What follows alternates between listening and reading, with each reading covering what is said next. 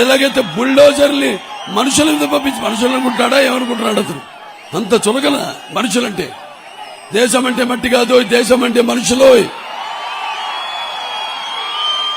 అన్నాడా మహాకవి శ్రీశ్రీ గారు. అలాగే అతని మీదకి వెళ్ళాలి మనం ఓట్లనే ఆయుధంతో.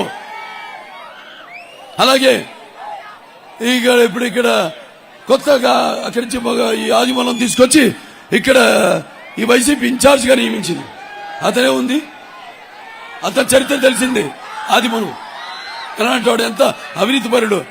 అలాగే ల్యాండ్ మైనింగ్, కబ్జాలు, అలాగే కాంట్రాక్టర్ నుంచి డబ్బులు తీసుకోవడం, వాళ్ళు భయపెట్టి సెటిల్మెంట్స్ ఇవి చేసే పెద్ద దొంగ. పైగా డబ్బులన్నీ కూడా దారి మళ్లించే మహా పెద్ద గజ దొంగ. అతన్ని తీసుకొచ్చి ఇప్పుడు ఇక్కడ పెట్టాడు.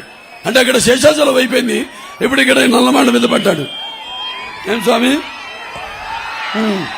ఎవరు చెవిరెడ్డి భాస్కర్ రెడ్డి.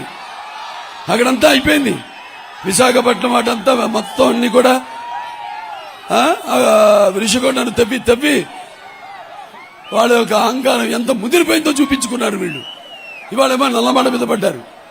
ఇక్కడ దొంగలు. తస్మాత్ జాగ్రత్త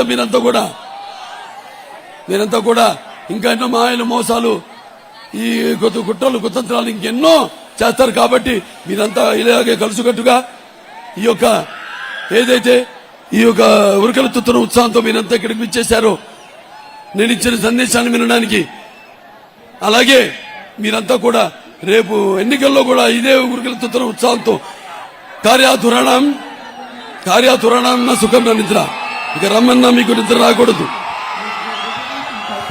మీరు తినేటప్పుడు మీరు అంటే ఆనాడు నాన్నగారు కళ్ళు మూసుకుంటే కనేది కళ, కళ్ళతో అభినయించేది కళ, నిద్రపోతుంటే కలేది కళ, నిద్రపోతున్న సమాజాన్ని మేల్కొల్పేది కళ.